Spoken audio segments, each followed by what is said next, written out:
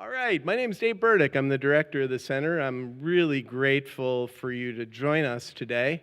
All sorts of great friends and family joining us. I've been really busy trying to set up that whole exhibit hall this morning. I put all those tables out.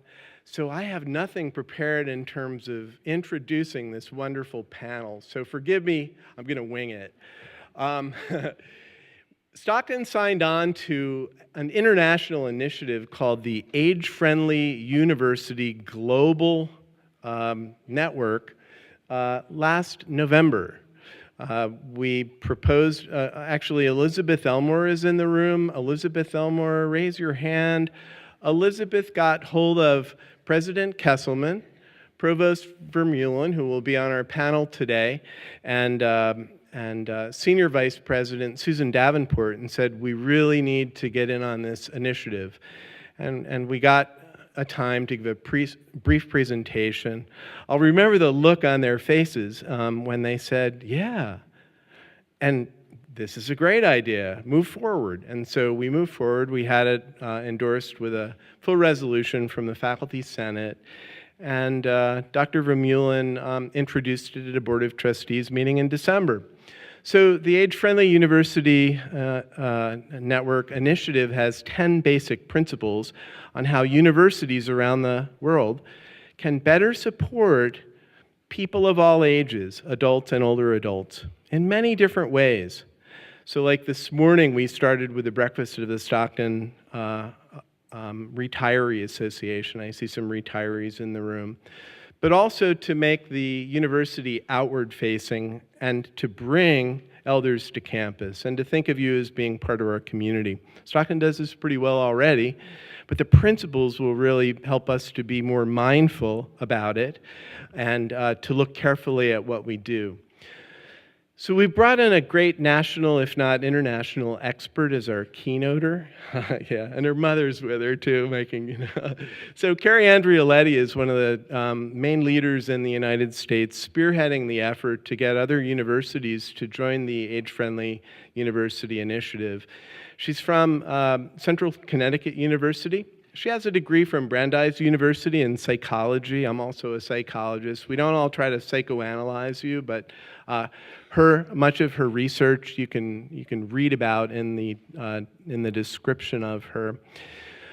I'll keep it brief. We wrote long introductions, bios of all of the speakers today, but I'll stop now and get Carrie on the stage. She'll give briefly perhaps a 30-minute presentation talking about how this initiative can help all of us to age successfully by interacting with universities.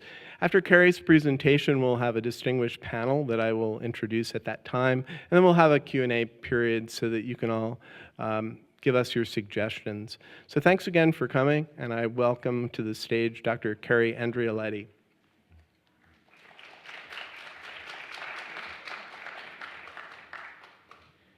Good afternoon. Thank you so much, Dave, for that kind introduction. I'm really grateful to be part of this event today, and I'm excited to talk to you about the Age-Friendly University Initiative and how it can provide a framework for successful aging.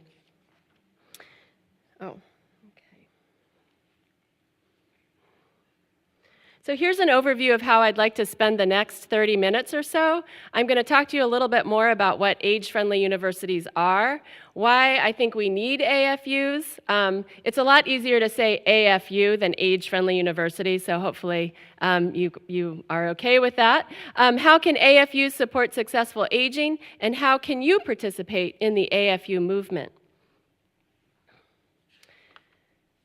So before I dive into age-friendly universities, I think it makes sense to just explain what do we mean by age-friendly and where does this idea come from.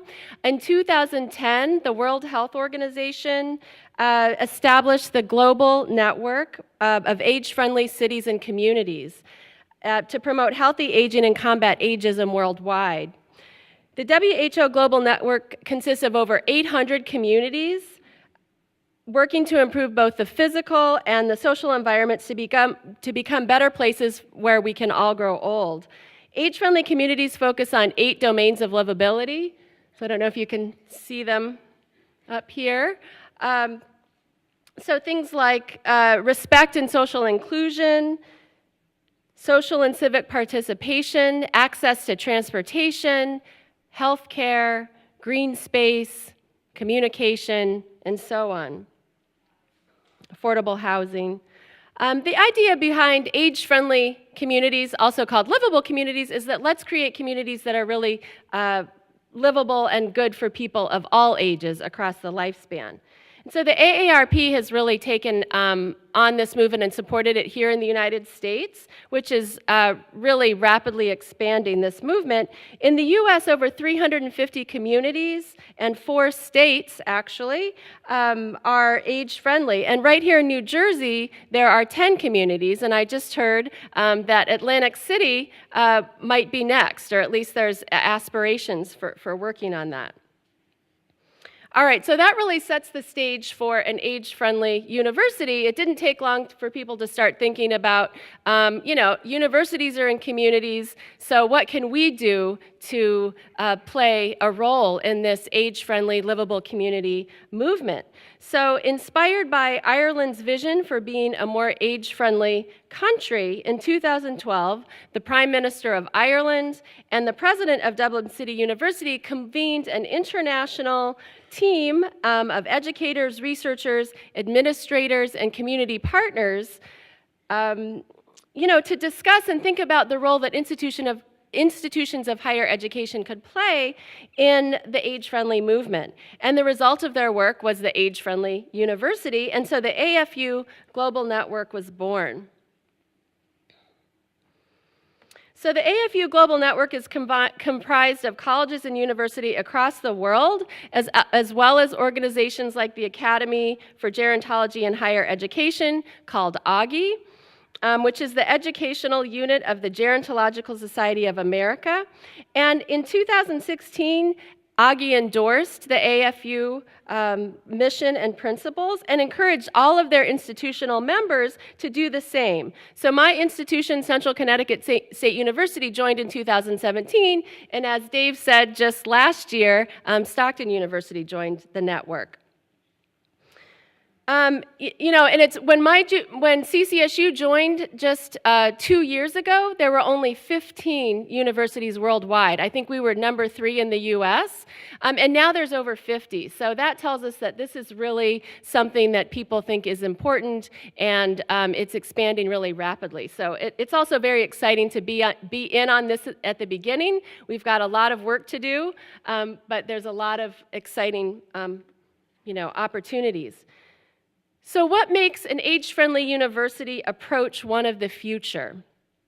It's easy to make the case when we look at our changing demographics. Our population structure is moving from a pyramid, right? You can see here. Oops. Getting ahead of myself. Right, we've got the pyramid with the baby boomers in green.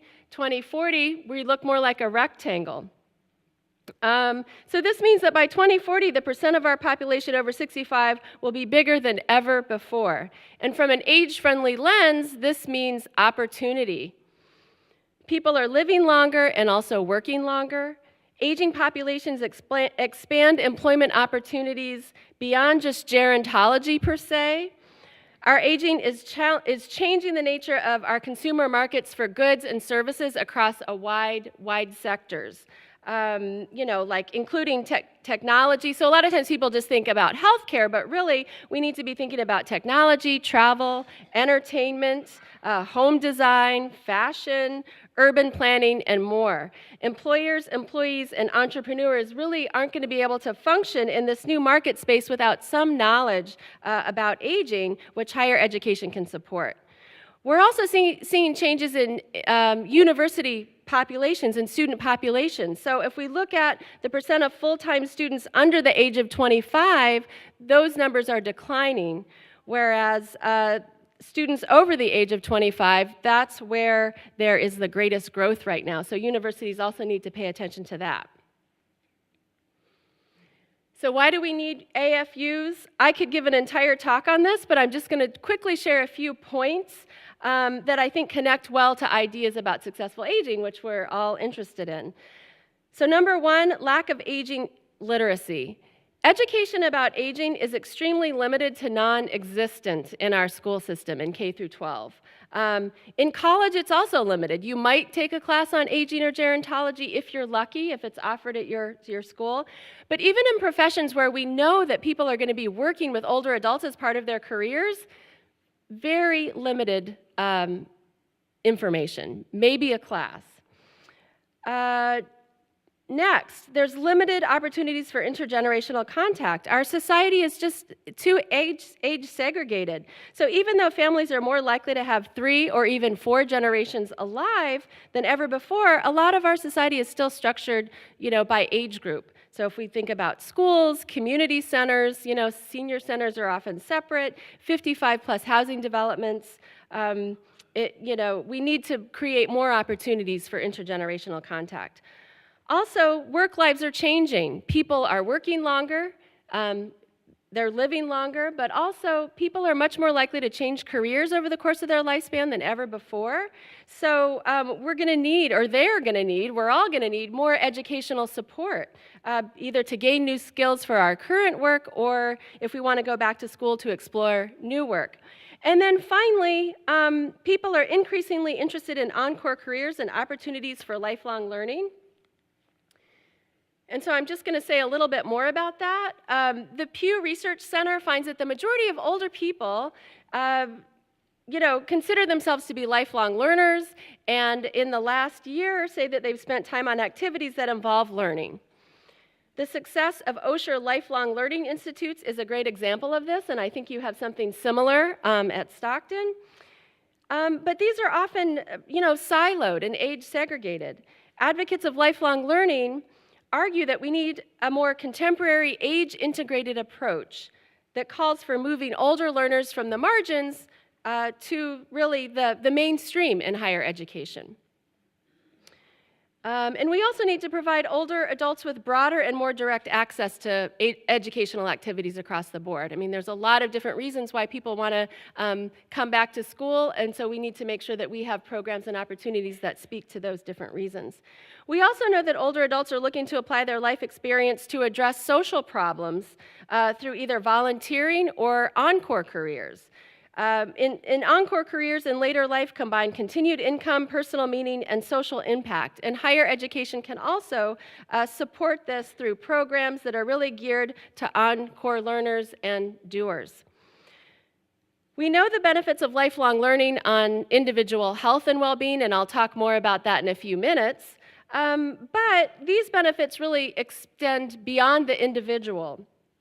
Healthier older adults make for healthier communities. Through their engagement that serves the well-being of people of all ages. So May, as you might know, is Older Americans Month, and this year's theme is Connect, Create, and Contribute. So Older Americans Month is encouraging older adults in their communities to think about how they can better connect with friends, family, local services, and resources, create through activities that promote learning, health, and personal enrichment, and contribute their time, talent, and life experience to benefit others. So I think age-friendly universities can really support this theme by fostering opportunities for people of all ages to connect, create, and contribute. All right, so now on to the nitty-gritty about what is an AFU and what does it mean to be an AFU. The AFU framework is built around these 6 pillars of activity in higher education, so teaching and learning, intergenerational learning, lifelong learning, encore careers and enterprise, which I've talked about, civic engagement, and research and innovation.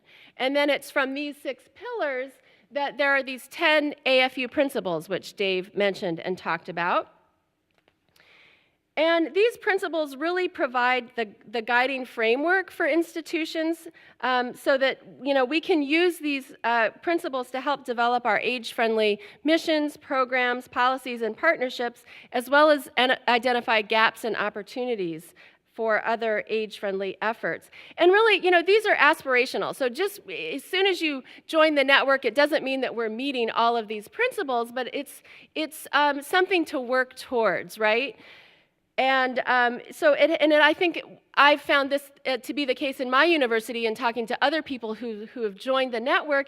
It really just helps us to think differently about our university and think more broadly about education from a lifelong perspective. How can universities be more age inclusive in all aspects? So I'm not going to go through all of these, but even if you just look at the first principle, to encourage the participation of older adults in all the core activities of the university, including education and research programs. So the opportunities are really endless for how we can use these principles to move innovative programs forward. And every university really approaches AFU differently. It depends on the strengths of the university, the priorities of the university, the size of the university, where you're located. So all of those things come into play. And realistically, I think if you read through all of these principles, they all lead in one way or another to successful aging. So I don't have time to discuss them all, but I will focus on a few and give some specific examples of age-friendly programs that I think promote positive aging. Of course, just before I do that, I do think it's important to just say, talk about what do we mean by successful aging? What is successful aging? And really, it depends on who you ask. And there is some controversy about this term. Some people don't like it because if you're not successfully aging, but then what? We have to say we're unsuccessful. So that doesn't sound very good. Other terms people use are optimal aging, healthy aging, positive aging. I'm going to be talking about health and well-being. And so, I think all of those sort of, it all fits together. But some definitions of successful aging that have been talked about a lot in research have really focused on the importance of high cognitive and physical functioning. But a lot of people argue, myself included, that that's just a very narrow view of successful aging. So what I have up here on the slides comes from a study where researchers thought, hey, why don't we actually ask older people what they think, how would they define successful aging? So based on interviews, what they found was that kind of two themes emerge. The first theme is around self-acceptance and self-contentment. So you're aging well if you can have a pretty good sense of yourself. You're living in the present, so you're not dwelling on the past too much. You don't have regrets. You're not worried about the future, but really just a good sense of who you are and where you are. You understand your strengths and you understand your limitations. So that's one piece of it. The second piece is engagement with life and self-growth. And I think this is the piece that fits best maybe with the AFU principles and initiatives because it captures things like novel pursuits, right? Learning new things. Giving to others is very important, right? So the opportunity to share expertise and social interactions. I mean, we know social connections, social connectedness is so important for well-being across the lifespan. There's been a lot of research lately coming out about how awful social isolation is. So this is something that we can address and work on at Age-Friendly Universities. And of course, positive attitude matters too, and I'll talk more about that. In a minute. Okay. All right, so what are the AFU pathways to successful aging?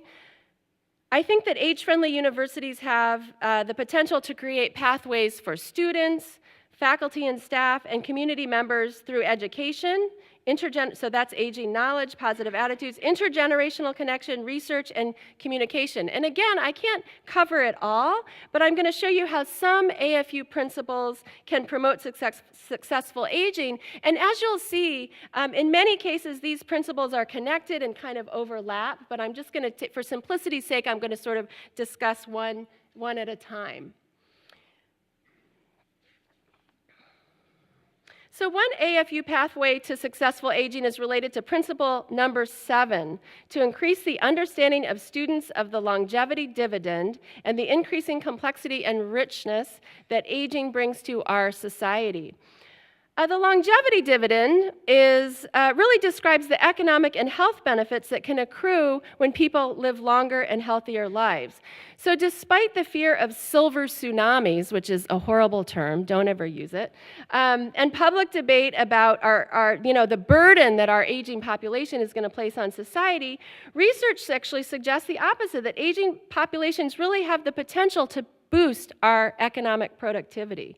So we need to change the conversation about aging and help people think about aging from another perspective. And actually, if you're interested, the Reframing Aging Project has some great resources for this on the frameworksinstitutes.org's website, but you can ask me about that later.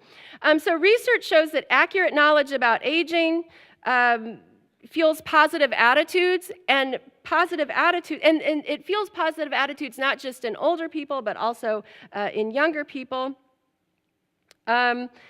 Work by Becca Levy and her colleagues finds that early attitudes drive later life health and well-being, and outcomes such as longevity. So how does this happen? Well, changing attitudes can have a positive impact on successful aging across multiple domains and drives positive behaviors like exercise, eating well, fostering social support and connection. So if you're feeling good and you're feeling positive, you're going to, do more things, right? When we're feeling bad, we just want to sit home and sit on the couch and do nothing. So that's how it really fosters. And I think AFUs can make sure that aging education is fused throughout their curriculum. So for example, at my institution, AARP has been piloting, and others in Connecticut, so a few in Connecticut, AARP has been piloting a Disrupt Aging Classroom program. And so this involves 1 week of content about aging, accurate knowledge about aging, in classes where you wouldn't really normally get that, right? So it could be in a business class or criminal justice. And what they found so far is that just with 1 week of content, they were able to positively impact college students' attitudes about aging. And as I was preparing this talk the other day, and I was just thumbing through my most recent AARP bulletin, I came across this quote by fashion icon Diane von Furstenberg. She says, "I think of aging as an acquisition, not a loss." And I think that says it right there. This is someone who has a positive attitude and understands the longevity dividend. And we want everyone to think about aging this way.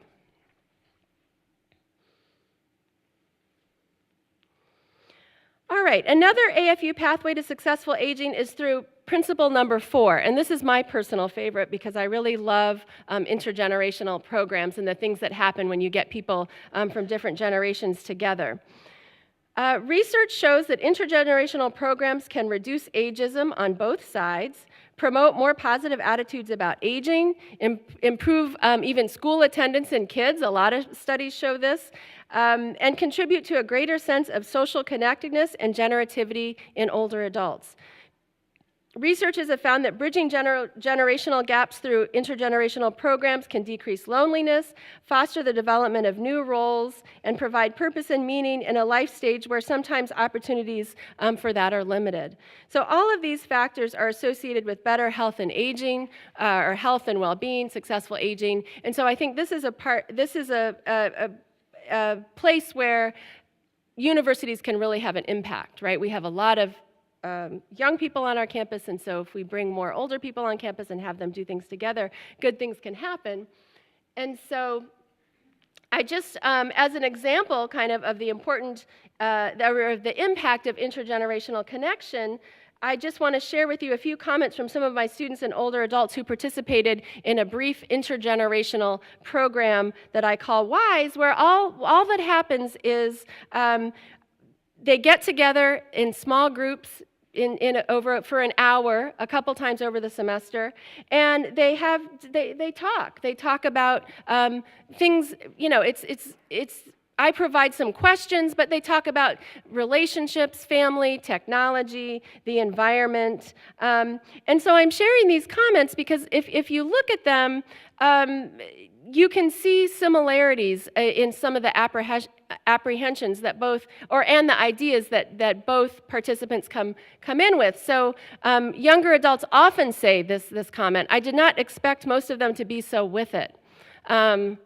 I'm not sure what they're expecting, but that's always a surprise, right? A lot of people look at the elderly, which I don't like that word either, but as all being the same, but they do not see how all of them are unique individuals, part of that one big group. So just by interacting for a few hours with a group of older people, my students suddenly realize, hey, these are people, they're interesting, they're not all the same. The same thing, though, on the other side. I get comments, older adults, very decent, was expecting flighty. I think a lot of times the older folks come in and they think the students are going to be staring at their phones and they're, focused only on themselves. And so they then say things to me like, it gave me a big lift, a lot of hope for the world. It's important to know what they're thinking. And they always start to realize that they have more in common than they realize. So that's a good thing. So my colleague and I have published some research that demonstrates the benefits of this program, which I really designed to be as easy and simple as possible to sustain. And I'm sharing this because if something this minimal can make a positive difference, then imagine the potential, right? Even if every professor could have one time start bringing in some people. There are a lot of ways that AFUs can promote intergenerational connections. While doing an AFU audit recently, I learned that the director of our academic center for student athletes has 4 retired educators working for him part-time as university assistants. So they don't make a lot of money, maybe working $15 an hour, but that's okay, that's enough. They come in and they're providing mentoring, advising, and tutoring to student athletes. One of them has been with him for 10 years, and the director said that, the older adults, the retired educators, they tend to stay there a lot longer. He brings in the younger people. As soon as they get trained, they're off to do the next thing. So this is really, I think, an untapped potential for a lot of universities. And while we know there are a lot of benefits to intergenerational connection, we still do need a lot of research, and I think this is where AFUs can play a role. We can design these programs, we can assess these programs to help create a more age-friendly society. And I just wanted to quickly share with you these resources. These are 2 great organizations that share best practices for connecting the generations and offer a lot of tools and resources for intergenerational programs and ideas, from just very small sort of, 1-hour activities to bigger events. And, unfortunately, research has shown us that when intergenerational programs are done poorly, are done wrong, there is a wrong way to do it, they can reinforce negative stereotypes, which is something that we absolutely do not want to be doing. So I think it's important to take advantage of these fantastic resources. And I've been told that Donna Butts, the executive director of Generations United, was your speaker last year. So I wish I could have been there. Maybe some of you were here last year. All right, thinking about productive work lives. So another AFU pathway to successful aging is through principle number 2, to promote personal and career development in the second half of life, and to support those who wish to pursue second careers or encore careers, which I've already mentioned a little bit.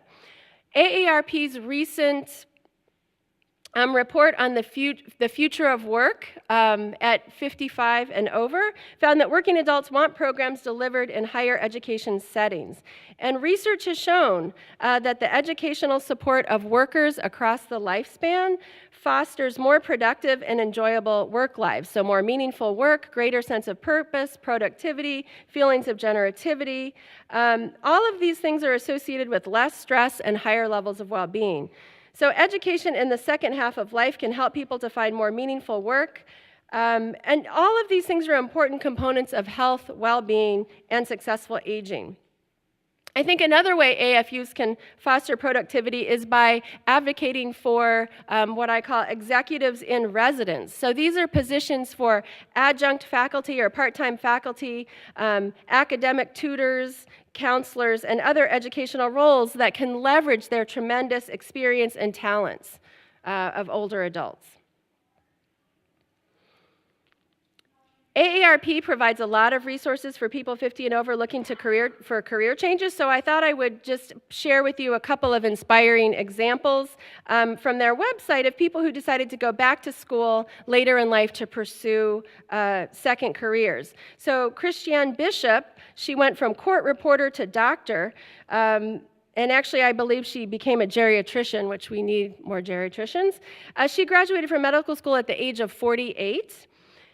She was told that she was too old to survive the 100-hour work weeks required of a resident. At 58, she applied for fellowships, as the other residents just shook their heads like, what are you doing? Her advice, ignore the naysayers and decide for yourself if you're too old. Dick Sine had a career in law enforcement, and then when he retired, he became an air rescue specialist. So he had always dreamed of becoming a park ranger. He was hired as a summer ranger by Glacier National Park, and then he went back to college for his EMS training and became state licensed as a critical care advanced skill paramedic. He studied anatomy, pharmacology, and more. Now, during the park's off-season, he hangs underneath a helicopter on a cable to reach those in need. His advice, don't let the thought of more education and training deter you. The joy of having a pension is doing what you want to do, not what you have to do to pay the bills. Engagement and learning. So there's many ways that AFUs can encourage continued engagement and new learning, and I think some of the things I've already talked about, or these are already represented in the principles that I've already discussed. So the last principle that I want to highlight today is principle number 8. To enhance access for older adults to the university's range of health and wellness programs and its arts and cultural activities. Most campuses are ripe with opportunities for including older adults in their music, theater, and arts programs, either as patrons or active participants. Many campuses these days also have fantastic exercise facilities. Pools, indoor, outdoor tracks that may be underutilized during times when students are even, sleeping. They don't tend to like to get to the gym too early, or when they're in class, right? Or just in the summer when there's not so many students on campus. When I had the opportunity last spring to visit Dublin City University, they had a beautiful new state-of-the-art exercise facility. And so I think they were probably the first AFU university. That's where it all started. And they realized pretty quickly after they built the facility that it was empty for much of the day. The students weren't just in there. So with their age-friendly lens, they decided to fill the time with a community-based chronic illness rehabilitation program that now serves over 600 participants a week. And so not only has this generated institutional revenue, but it's really, more importantly, DCU notes that it has made a significant difference to the surrounding community and has transformed the lives of many families and individuals living with chronic illness.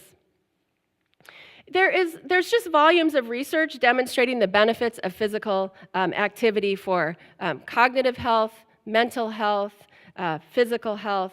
We all know that exercise is good for us, but also there's a growing body of research that focuses on the role of arts and music in successful aging as well. So for example, recent research published in the Gerontologist suggests that listening to music is associated with increased engagement with life and better health among older Americans.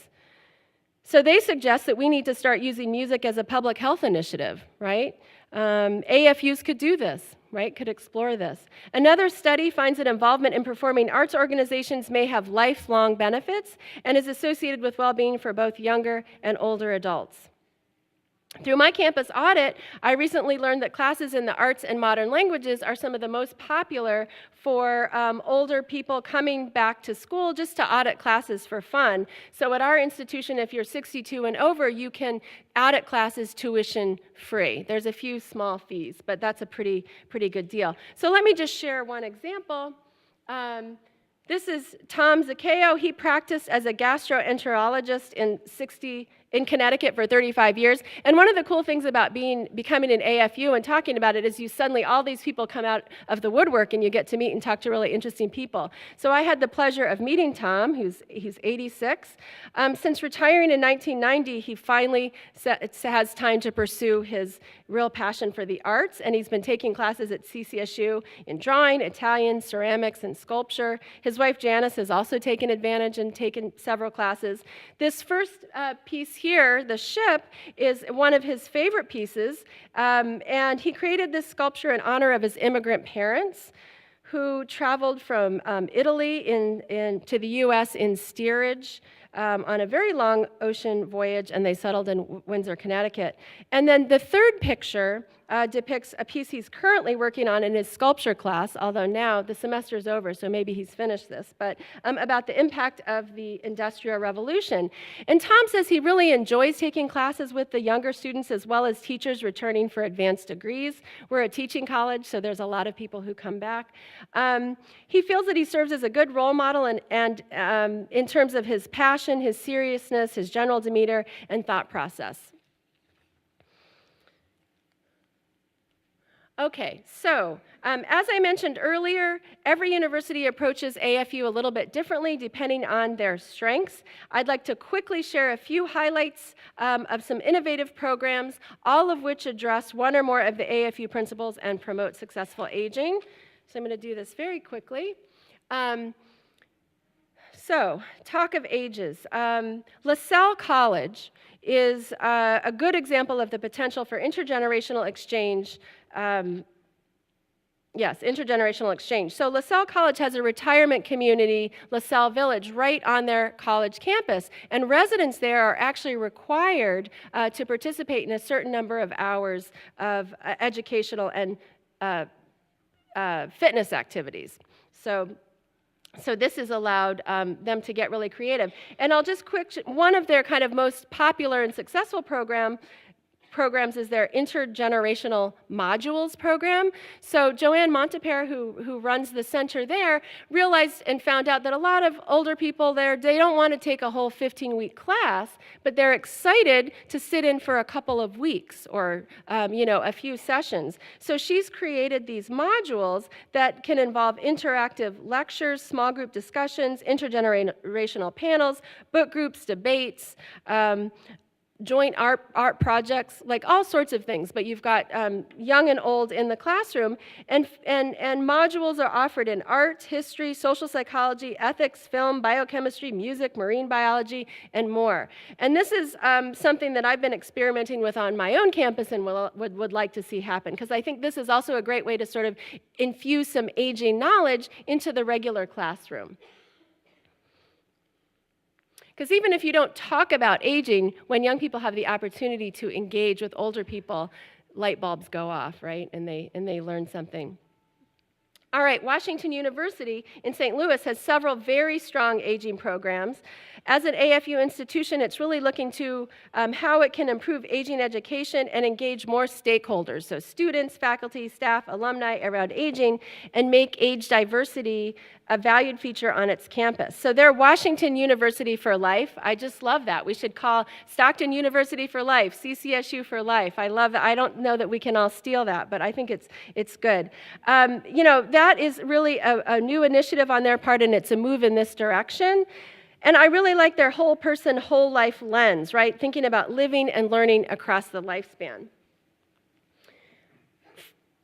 All right, Florida State University, one of the early AFU partners, has a very strong aging program, and they've been really working to reach across disciplines.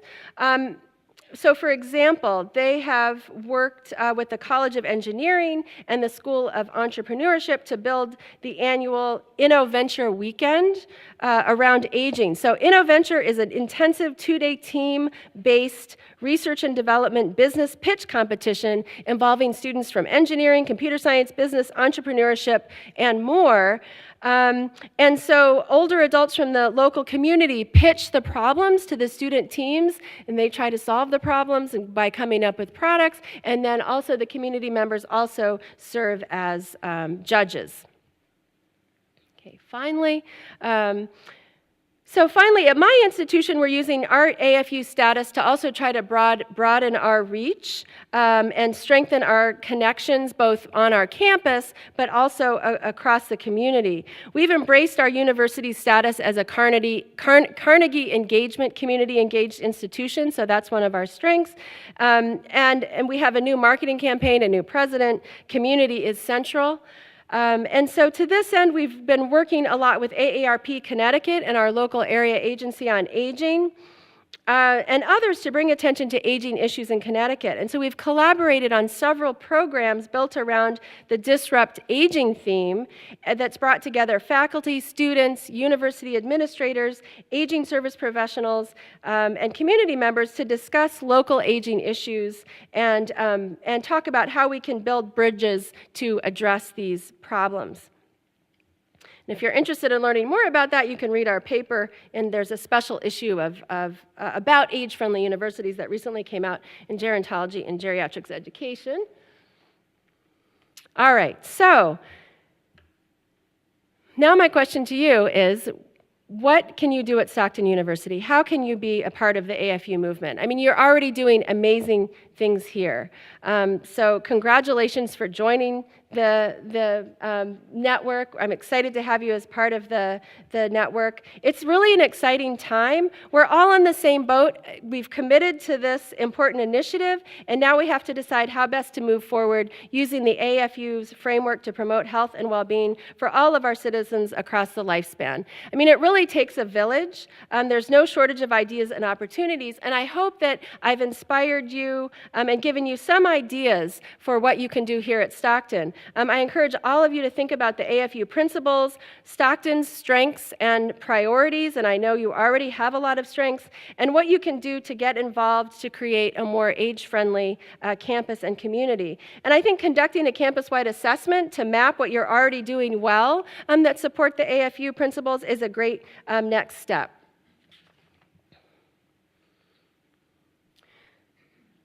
So I'd just like to share this quote from Nelson Mandela: "Education is the most powerful weapon which you can use to change the world."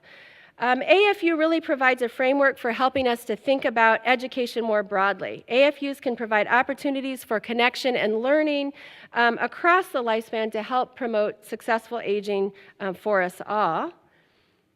And here's some resources. Perhaps Dave can put these on the SCOSA website, so I won't go through those now.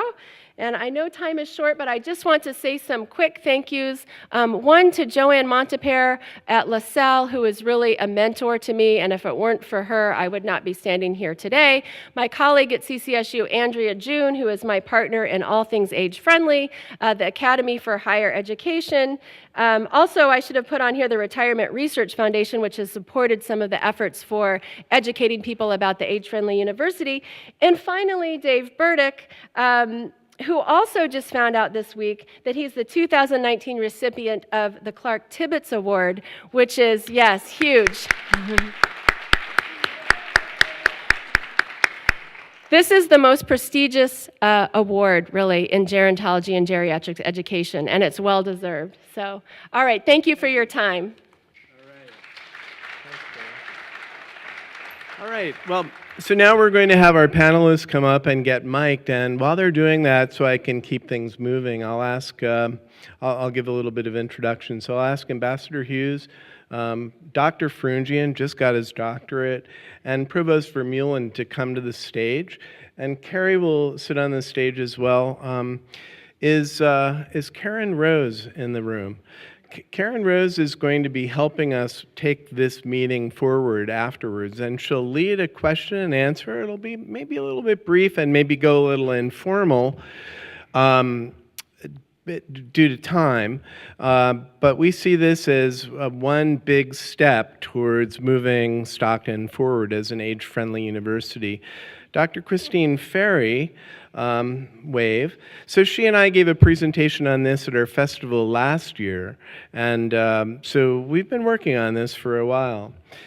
To keep things moving, I'll describe these fine panelists while they're getting mic'd. What our plan here is for each to give brief presentations from different perspectives, from a macro level to sort of a meso level and then down to the micro. Macro would be federal policy. And Ambassador William Hughes, 3 down for me, will be talking about federal policy. And, you know, the idea of successful aging is partly his fault in a way. There have been White House conferences on aging every 10 years. The first one created Medicare in the mid-60s. The second one created the Older Americans Act. A major book in the mid-1970s was Growing Old in America, Why Survive? It was so negative.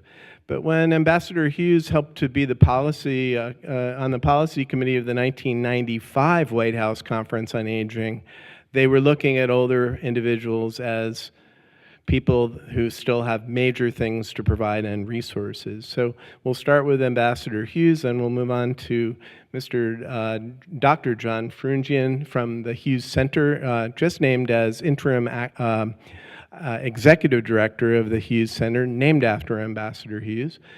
And he spent many years working as a wonderful reporter for the Atlantic City Press. Then he ran our polling institute here, and now he's in charge of the center. And then we'll move on to Provost Dr. Lori Vermeulen. She's been at Stockton for 2 years and has really made an incredible mark in that 2-year period as we've opened up the Atlantic City campus, and as she leads us through a major strategic planning initiative, which we think can intersect with this quite nicely. Dr. Vermeulen got trained to be a developmental math teacher all morning this morning. She's a chemist by training, but we know we need more help in developmental math. People in that field have been telling her that. So she's stepping forward. She's going to teach a math course next semester. You'll have to read about all these fine panelists to save time. They're in the book. But let me turn things over to Ambassador William Hughes for his comments related to federal policy, Older Americans Act, but also he's in an encore career. And he's done wonderful things after he retired, and we'll learn a little bit about that. Ambassador Hughes? I stand? Yeah, would you prefer here? Yeah, or okay. Stand? Yeah. I think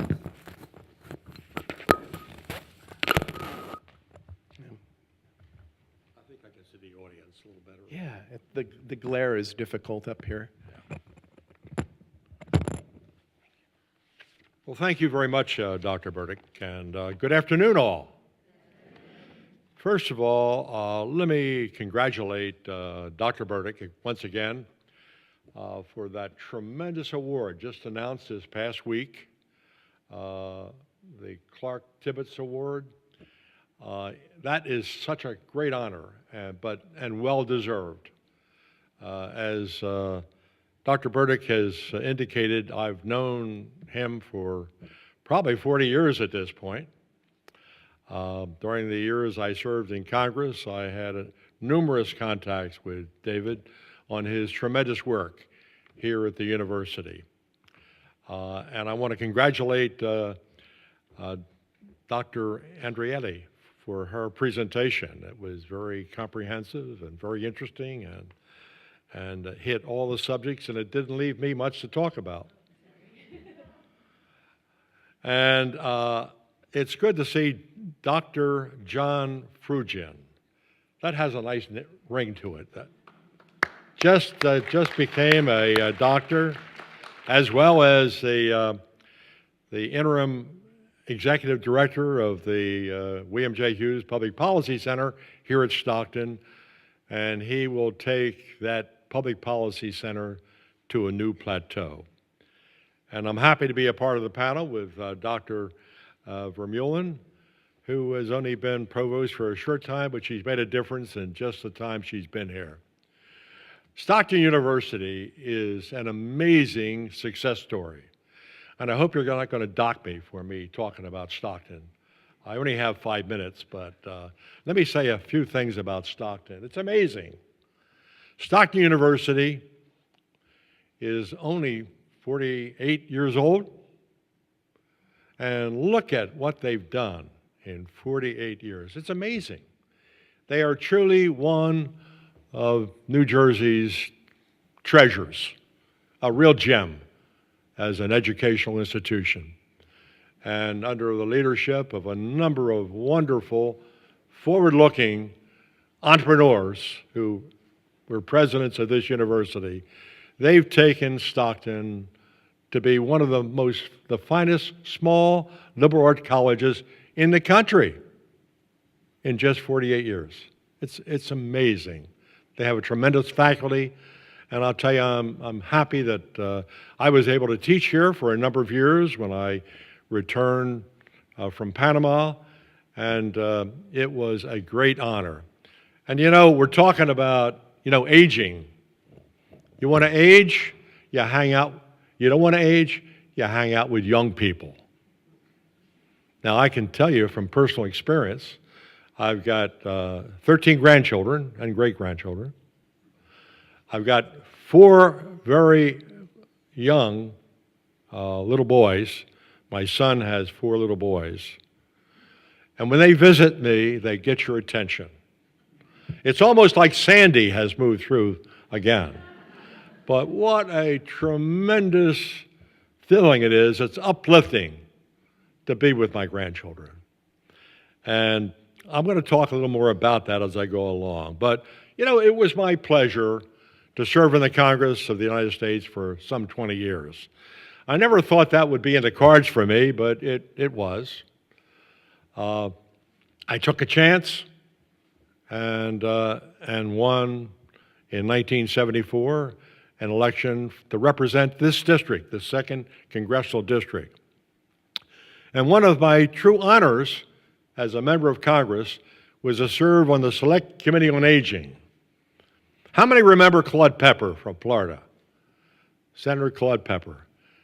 He was our guru for aging issues for the some 25 years of the existence of that committee. 20 years of the existence of that committee. I was appointed by the Speaker at the time, Carl Albert, to the Select Committee, and I served the entire time that committee was in existence. And I worked my way up to become a subcommittee chairman, and then, lo and behold, in 1992, Speaker Foley appointed me to be the full committee chairman of the Permanent Select Committee on Aging. And two weeks after that, he abolished the committee. So my tenure was rather short. There was a lot of pressure to conserve money at that point, and they eliminated all the select committees. And that's kind of tragic in many respects, because we need in the House of Representatives a select committee on aging. I spoke to the speakers of the Nancy Pelosi staff this past week, and I'm going to be talking to the Speaker, because I think it's time to bring back the Select Committee on Aging on the House side like we have on the Senate side. We have a special committee on aging on the Senate side, chaired by Susan Collins, who's a great chairman. But I want to tell you what I'm going to talk about can demonstrate to you the need for that kind of ombudsmanship in the House of Representatives, which is the people's house. Now, I've been asked by David Burdick to talk about the federal nexus to aging. And the federal government is very much involved in aging issues. It's interesting, the Older Americans Act, which is a core federal program for aging at the federal level, was created in 1965 along with Medicare and Medicaid. It was a tremendous year. Lyndon Johnson was the president, and there was a realization that aging issues were going to become even more important. And when you look at the demographics of what's happened, we've become a very graying society. There was a time not long ago when the younger population was much greater than the older population, and that's just turned totally around. The data shows that it's only been just a few years ago that the aging population was about 24%. Now it's way up to about 40% of the population. And if you look ahead in the years ahead, that's going to increase. And it all happened to a great extent during the baby boomer years. During the latter part of the last century, the baby boomers did not have as many children. And so as a result, that population has gone down. And also, the mortality rates are longer. I mean, we're living longer, as I think was alluded to in the previous slides. But, it's interesting how what percentage of the population today can look to live to 95. It's increased significantly. Healthcare has improved our lives.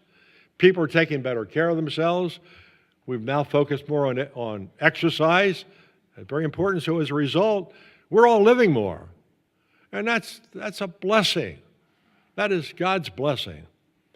The Older Americans Act, which I alluded to, provides a number of different programs. Meals on Wheels, which has been a great program. And we feed a lot of Americans every year. I mean, the percentage we reach, the Older Americans Act reaches about 11 million people every year. The assistance for Meals on Wheels, 145 million meals were served just a couple years ago, and that's increased, even though the money has gone down. We provide some 24 million rides through that program every year, transportation to doctors, to the market, other needs by older Americans. We've seen 10.6 million hours of adult daycare being provided. We've now focused attention on elder care, which has become a major problem over the years, through that federal program. And as Susan Collins, Senator Collins recently indicated, we've got new challenges as our older population has new needs. The funding has been inadequate, totally inadequate. We've lost ground in supporting this program. So when this bill is reauthorized, hopefully this year, because the Older Americans Act expires in 2019, we can reconstitute it and get some decent funding. Funding that will match the needs of the older American community. I also promised David I would talk a little bit about my own personal experiences. I was talking with my special friend, Arlene Halpern here, on the way over, and successful aging, which is really one of the core principles of this meeting today, it's rather simple. You have to stay involved. You have to really believe that tomorrow is going to be a better day. I'm going to be 87 years of age, and I hope to sometime be an older American.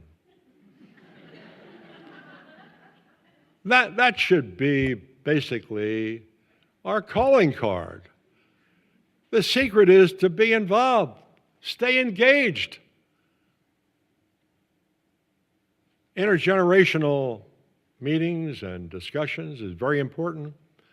It's important that we talk to students. This week I spent an hour or so in the Egg Harbor Township High School talking to advanced placement students. I'll tell you, I love it because frankly, we learn, and that's part of the process.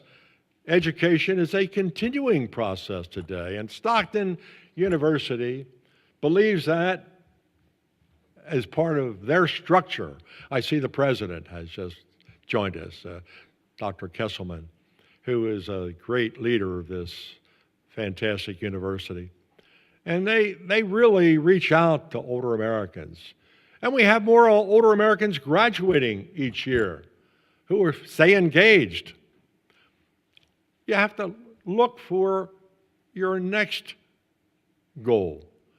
You have to set new goals. Setting a goal and then reaching that goal and stopping there is not enough. You have to look ahead and see what you'd like to do to stay engaged. And I really believe that having the hope that tomorrow will be a better day is also part of that process. I'm looking for my next career adjustment. I used to tell my wife, Nancy, when we were out and I'd talk about all the things I've been privileged in doing over the years. I was a lawyer, practiced law. I was in Congress for 20 years. And then I made another career adjustment. I became an ambassador to Panama for a number of years. I came back here to the university and taught public policy at the university, served on a lot of boards. And I want to tell you, I used to say, all these job changes have been wonderful. My wife used to say, he just can't keep a job. And she was right, because I was looking forward to the next job. Anyway, that's my message today. It's good to be here. It's so wonderful to be a part of this program. Thank you.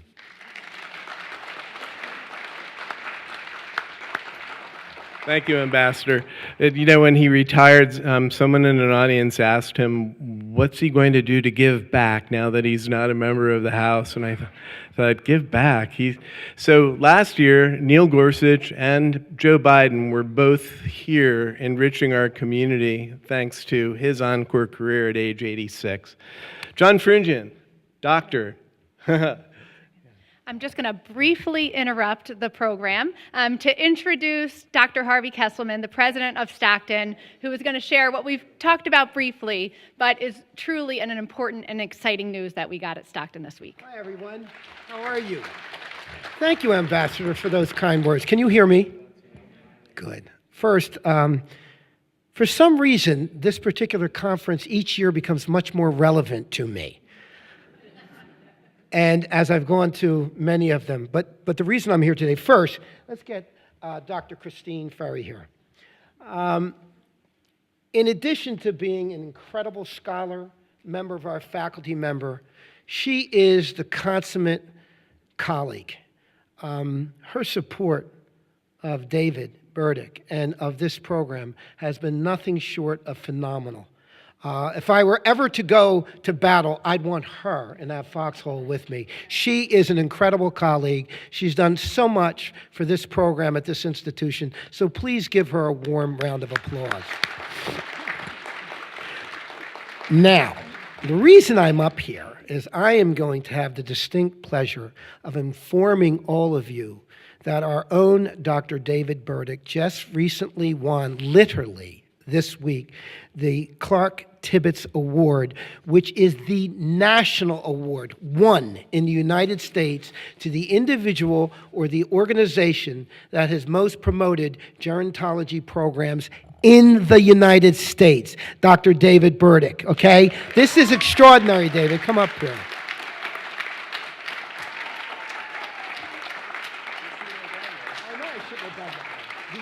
David said I shouldn't have done that. I would have been...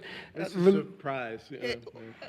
I got to go take tables down. Yeah, so quick. It's going to be quick. But the individual who wins this best epitomizes leadership in this area.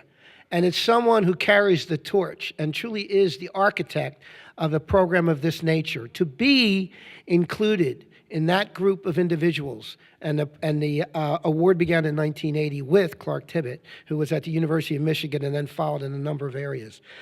He represents the best of all of that. We are absolutely in his debt at this institution for his commitment to this program, to gerontology, to the field that's in higher education. And each and every person, as the ambassador said, and I know the other speakers will say, who has been at Stockton or been in this region is indebted to the work that David has done. So David, on behalf of the Stockton Board of Trustees, the alumni, faculty, staff, students, thank you for your great years of service since 1984, pal. Pleasure to work with you, John. Thank you. All right. Now back to your program. All right. So we're running a little bit over now. I got to go clean up all those tables out there too. But thank you, President Kesselman. This is touching and unexpected. So anyway, John Frungian, doctor.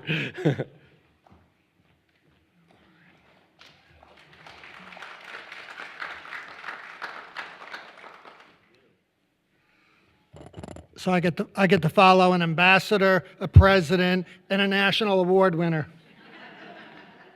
Good afternoon, John Frungen here.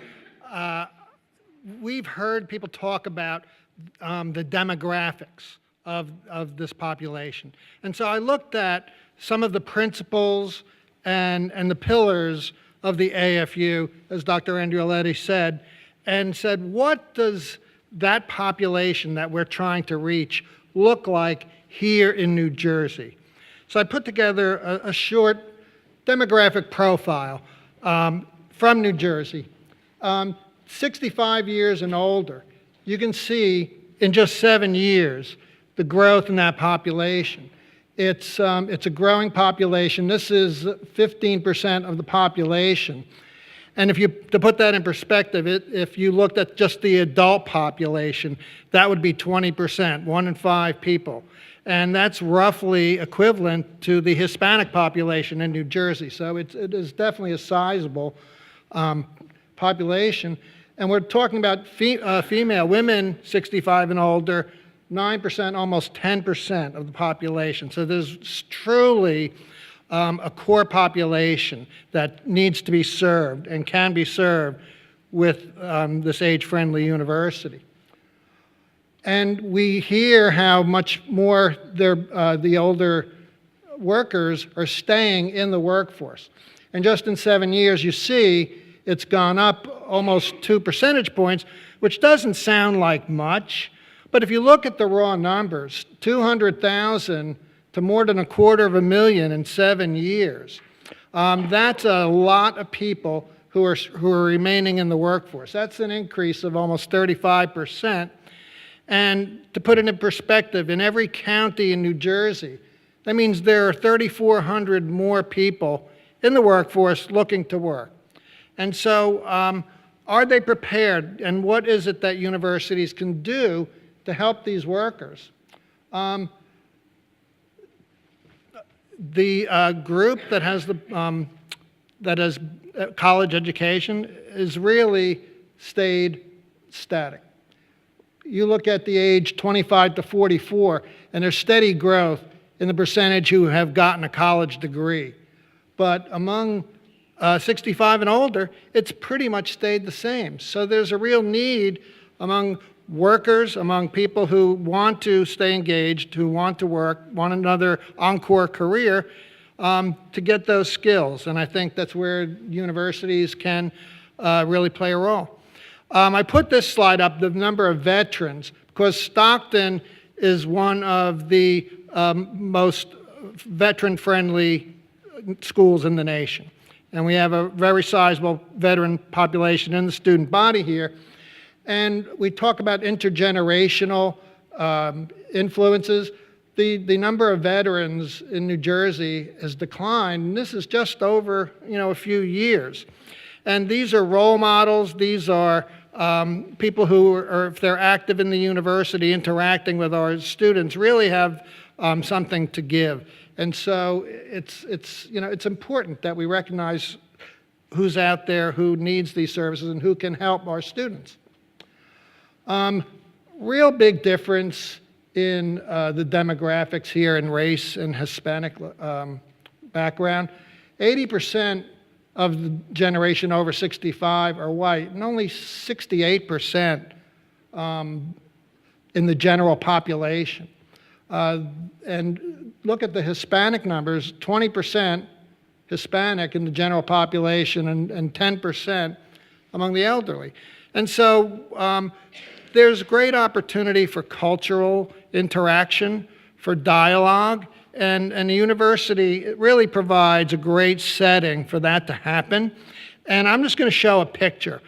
For many years, I ran the Polling Institute here at Stockton, and I've always said it's one of the most diverse organizations on campus. And I think this picture tells you a lot about the diversity of Stockton University. This is a picture we took recently of our crew, and the woman right in the center in the red sweater, if you can see, she works at the Polling Institute. We were celebrating her 70th birthday. And you can just see the diversity in that picture. And I think that is a real great asset. And in an age-friendly university, when you have a population that is not as diverse, it provides a real opportunity for interaction. Another principle is learning to use computers, learning to use the internet. And again, you can see that households with internet of 65 and older, significantly below the general population. 15% of the households over 65 don't even have a computer. And so there's an opportunity, if this generation is involved with a university, to learn those skills and enrich their lives. And here's an area where students could really, really benefit. And civic engagement is one of the primary drivers of what we do here at Stockton. 18 to 24, only 48% registered to vote. And only 33% in last year, in 2017, excuse me, actually said they voted. Whereas 75% of the senior population are registered and 65% report voting. What a great role model, what a great influence that could be on a student population where we're trying to instill these civic values, which is a big effort of the Hughes Center to promote civic education.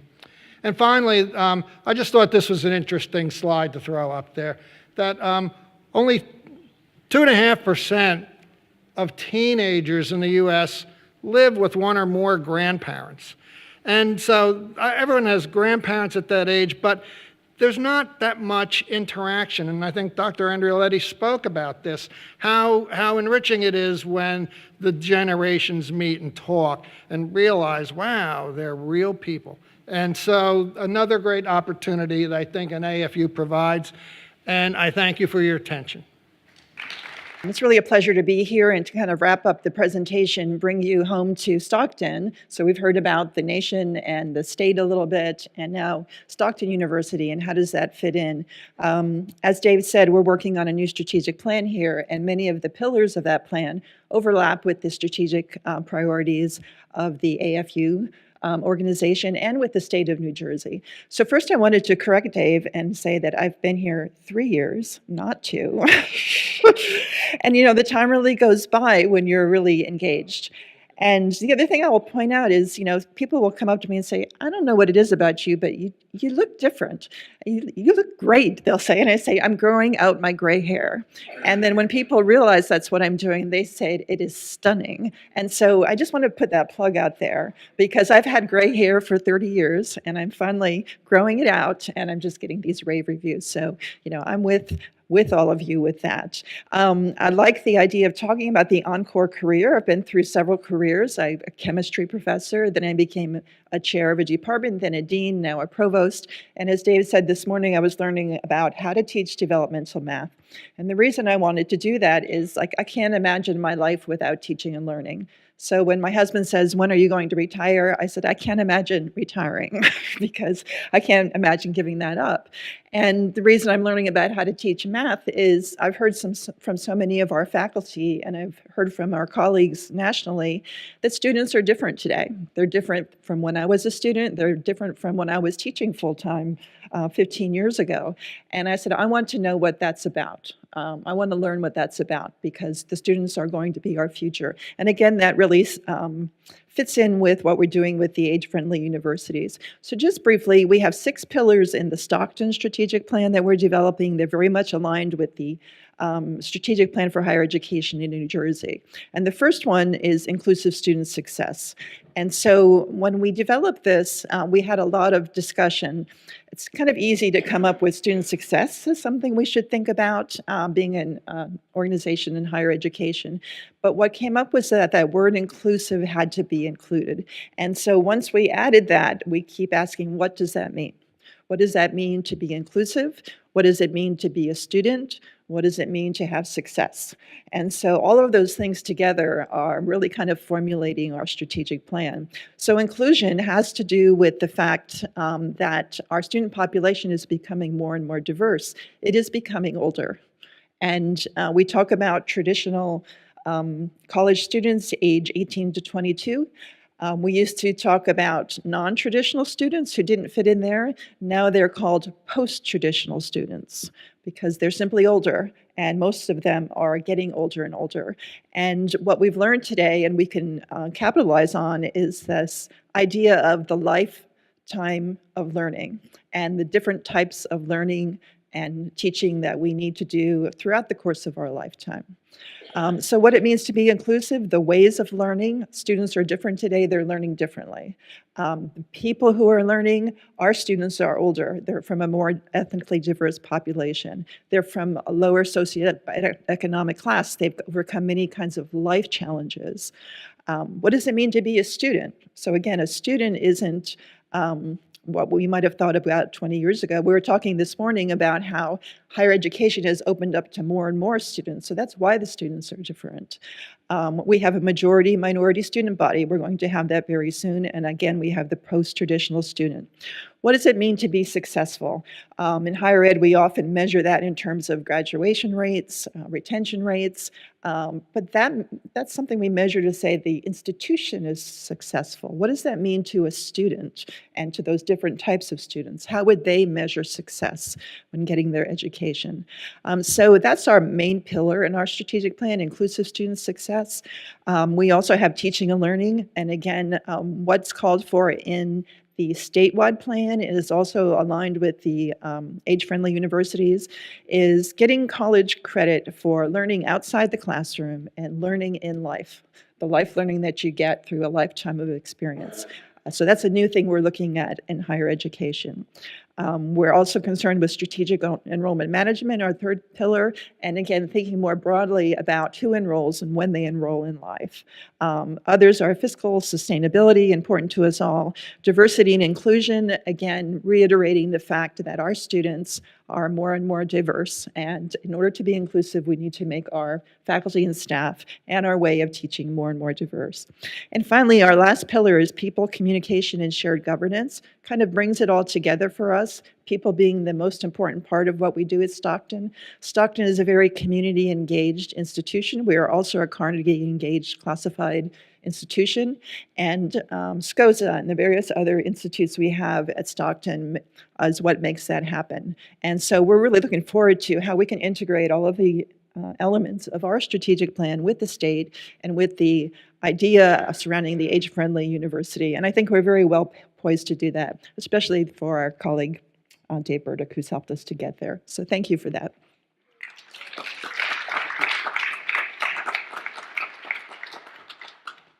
As Bill Hughes said, Stockton is really a wonderful place to do the kind of interdisciplinary, intergenerational, caring stuff that we do that you've heard about today. I care a lot about our retirees, which is an important part of the Age-Friendly network. And did Marianne leave? Marianne's present. Marianne, so what I'd like to do to honor Marianne as a retiree who's written some really good books, her session was supposed to start right now. And I think what I'd like to do is get us out of the way and invite our panel to go out to the lounge area right out front and be available to take any of the suggestions you have or comments so that Marianne can get started, because there's a great big university barbecue that Dr. Vermeulen is dressed for, and I'm going to get changed for, and we don't want to hold people up from that. So could you give this panel a huge round of applause? Yeah. Really great. We'll tape it. Some of the resources that Carrie talked about, I'll put online on our website. You can actually go to stockton.edu SCOSA and click on Age Friendly and get some of that information, but I'll put a lot more up now, well, this afternoon after I clean up all the tables. Is Karen Rose here? Karen, so there she is. So Karen, stand up. So Karen is a retired professor from Widener University, ran their psychology department. There are a few psychologists in the room. She works for us as an adjunct. She teaches in psych, she teaches in health sciences, and she's agreed to step forward and help us at the university take this to the next step and do an audit of all the cool things that you've heard a little bit about that we do at Stockton, that Carrie does at Central Connecticut, that they have at other universities that we heard about today. We're going to take a census and get an idea and move this forward. So if you're willing to take part in that, let Dr. Rose know as well. So thank you all for coming. If you want to hear about writing sort of historical fiction and Marianne Trail's wonderful writing career after she retired, may I suggest you come to the first couple rows? She'll start in about 5 minutes after we move out of the way. All right? Thank you so much. It's been a pleasure to be here with you all.